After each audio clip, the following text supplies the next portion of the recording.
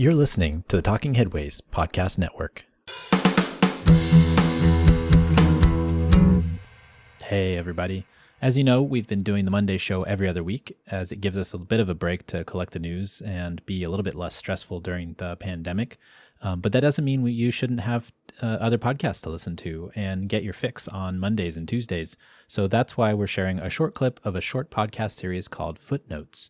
Footnotes is an original new podcast about the intersection of walkability and race. Over the course of 5 episodes, you'll hear from a variety of transportation planners, researchers, and advocates about the ways in which our current approach to walkability perpetuates racial inequities and what solutions may be out there.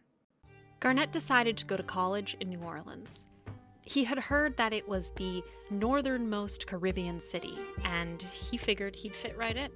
Before I came to New Orleans, I had this sense of New Orleans as a black city, as a city that, its culture, its demographics, its sensibility, was shaped by African Americans.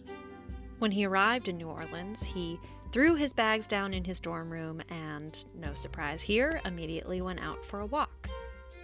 As he explored the surrounding neighborhoods, he didn't receive the greeting he had anticipated.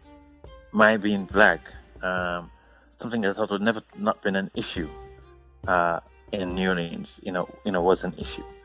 That the mere presence, of a black body moving through, certain streets, in certain neighborhoods, and spaces, public and private, would cause people to be fearful.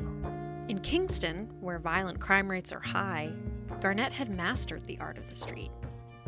In Jamaica, he was used to protecting himself, but in the U.S., suddenly he was seen as the threat.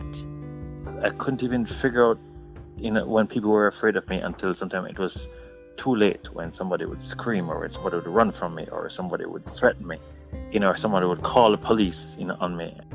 Garnett developed a new system of rules when walking. Rule number 1, wear clothing with college insignia on it.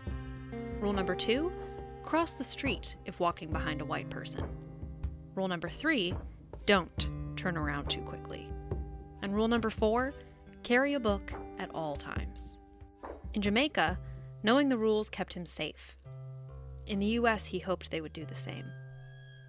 What does it mean, to be, too seen for all the wrong reasons, or not seen again for the wrong reasons? What does it mean when life gives you those two options of being hypervisible and invisible? And what does it mean to move through the world overly concerned about your vulnerability? Garnett documented his experiences in a 2015 essay called Walking While Black. The odd thing about this essay about walking while black, I was convinced that,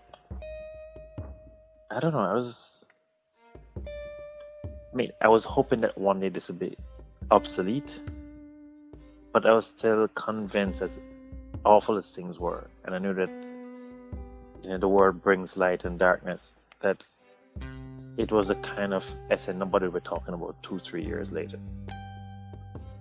And I'm surprised it's maybe 5 years now, and people are still talking about it, and it's anything to do with the power of the essay. It has everything to do with the poverty of our progress.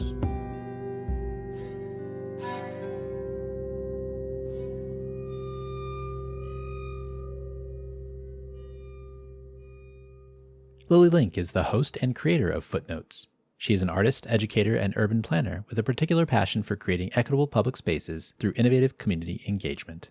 She currently lives in Somerville, Massachusetts, and has recently completed her master's degree in urban and environmental policy and planning at Tufts University.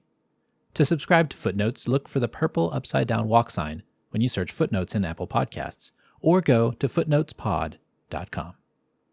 We'll see you next time on Mondays at the Overhead Wire. Talking